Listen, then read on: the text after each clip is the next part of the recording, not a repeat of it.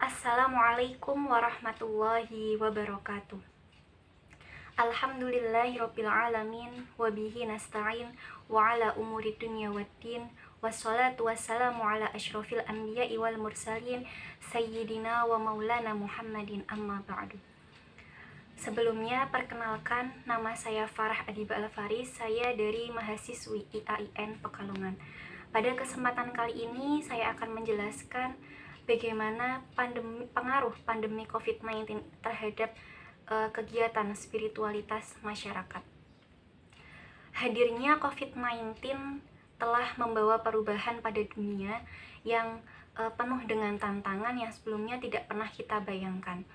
Di Indonesia, COVID-19 ini telah menjangkiti 1,3 juta orang sejak pertama diumumkan pada bulan Maret tahun 2020. Kurang lebih sudah ada 35.000 orang yang telah meninggal dunia.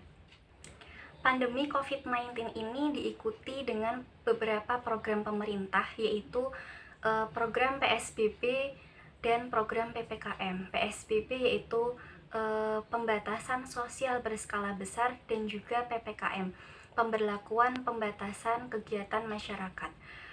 Serta ada juga program yaitu 5M, menjaga jarak, mencuci tangan, memakai masker, menjauhi kerumunan, serta mengurangi mobilitas. Nah, dari adanya program pemerintah ini sangat menghambat dan sangat mengganggu kegiatan masyarakat, baik dalam hal perekonomian, dalam hal politik, maupun dalam bidang pendidikan. Adanya program-program tersebut juga mengganggu kegiatan ibadah, yang dimana kegiatan ibadah ini tidak memungkinkan untuk dilakukan di dalam masjid. Virus corona ini merupakan salah satu dari ciptaan Allah Subhanahu wa Ta'ala, di mana adanya wabah virus ini pasti ada hikmah dan pelajaran yang dapat kita ambil, seperti yang dijelaskan dalam firman Allah Quran Surat Al-Imran ayat 191, yang artinya bahwa tidaklah Allah itu menciptakan atau menjadikan sesuatu itu secara sia-sia, pasti di dalamnya itu mengandung suatu hikmah. Hikmah dari adanya pandemi COVID-19 ini yang pertama yaitu dapat kita ambil bahwa pandemi COVID ini sebagai ujian dari Allah untuk orang-orang soleh, yaitu supaya mereka ini lebih meningkatkan keimanan dan ketakwaannya. Yang kedua yaitu sebagai teguran dari Allah untuk orang-orang yang telah lalai terhadap ajaran Allah.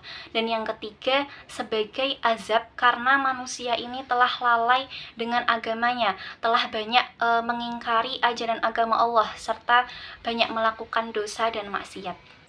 Segala sesuatu yang terjadi di dunia ini, segala sesuatu yang terjadi pada kita itu semuanya karena Allah. Maka dari itu, dalam menghadapi pandemi COVID-19 ini harus diikuti dengan kita mengikuti anjuran dari pemerintah, kemudian juga diikuti dengan adanya ikhtiar baik lahir maupun batin. Nah, ikhtiar ini bisa diseimbangkan juga dengan adanya doa, kemudian usaha, dan juga tawakal. Jadi harus adanya keseimbangan dari 4 hal tersebut. Selanjutnya, benar bahwa Nabi itu menganjurkan kita untuk sholat di masjid, bersalaman, dan bersilaturahmi. Nah, tapi perlu diingat juga bahwa Nabi juga menganjurkan kita dalam salah satu hadisnya, yaitu bahwa kita harus menjauhi diri dari orang yang berpenyakit kusta atau penyakit yang sangat menular. Dalam hadis lain juga dijelaskan bahwa jika kalian mendengar ada wabah taun dalam satu tempat, maka janganlah kalian masuk ke dalamnya, dan jika kalian ada di dalamnya, maka janganlah kalian keluar darinya. Muttafaqun alaih. Nabi dengan demikian menganjurkan umatnya untuk bersikap logis, mengikuti hukum alam, mengikuti anjuran dari pemerintah dalam mengambil langkah, yaitu dalam menghadapi wabah COVID-19 ini. Nabi Muhammad memberikan konsep dalam menghadapi wabah ini. Nabi Muhammad memberikan konsep untuk kita karantina, yaitu menyelamatkan nyawa manusia yang mengancam kematian. Dan dengan kita melakukan karantina ini malah menjadikan kita mendapat pahala, karena kita tidak membahayakan orang lain, tetapi kita sama-sama untuk menyelamatkan diri. Bertambahnya orang yang terjangkit virus corona setiap harinya itu sangat membuat masyarakat merasa cemas, merasa takut dalam menghadapi virus ini. Bahkan banyak dari mereka yang sakit itu karena mereka merasa sangat-sangat cemas. Namun hal positif lainnya, dengan adanya pandemi COVID-19 ini, sikap keberagamaan masyarakat itu semakin meningkat. Yang tadinya masyarakat jarang memikirkan adanya kematian, mereka akhirnya sangat memikirkan bahwa setiap orang itu pasti akan mati. Dalam hal ini menjadikan kebaikan-kebaikan dilakukan oleh masyarakat, baik kebaikan atau amal ibadah yang dilakukan dengan Allah, atau kebaikan-kebaikan yang dilakukan antar sesama manusia. Wabah COVID-19 ini telah mempengaruhi beberapa sektor perekonomian, politik, pendidikan, dan lain sebagainya yang sangat mengganggu masyarakat. Karenanya doa itu tidak bisa dipisahkan, tidak bisa ditinggalkan dengan usaha. Siapa yang mampu memadukan antara doa dan usaha, insya Allah akan terselamatkan dari virus corona ini. Insya Allah akan diselamatkan oleh Allah Subhanahu wa Ta'ala. Kesehatan itu ada di dalam kebahagiaan. Karena itu, siapa yang bersabar, siapa yang ikhlas, dan siapa yang bertawakal dengan adanya pandemi COVID-19 ini, siapa yang menikmati dan mensyukuri adanya pandemi COVID-19 ini, maka kita akan bisa belajar hidup bahagia. Yakinlah, dunia dan seisinya itu adalah milik Allah Subhanahu wa Ta'ala. Maka jika kita menginginkannya, maka mintalah semuanya kepada Allah untuk selalu diberi kesehatan dan keselamatan dari virus corona ini. Dalam Quran surat Al-Anfal ayat 33, Allah berfirman, A'udzu billahi minasyaitonir rajim. Bismillahirrahmanirrahim.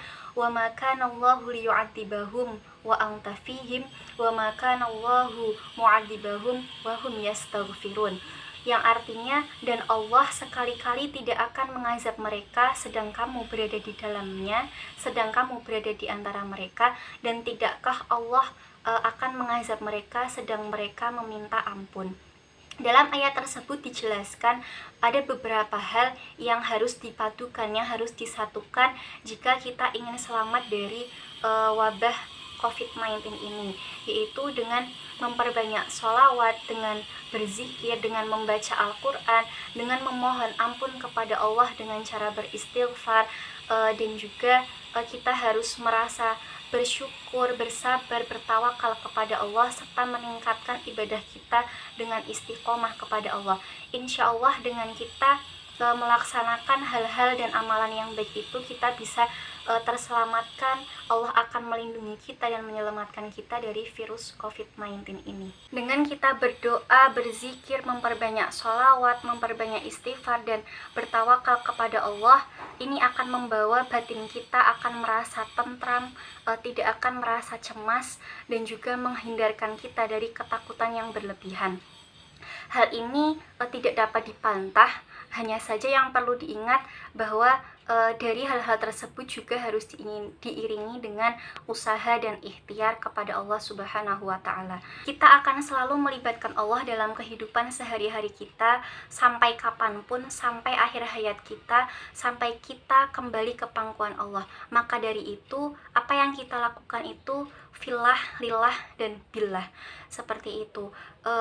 Karena apa? Karena Allah yang telah memberikan nikmat kepada kita, baik nikmat iman, nikmat Islam, nikmat ihsan, maupun nikmat kesehatan. Sehingga pada saat ini, pada kesempatan ini, kita masih bisa menghirup nafas, kita masih bisa menikmati semua yang ada di alam ini.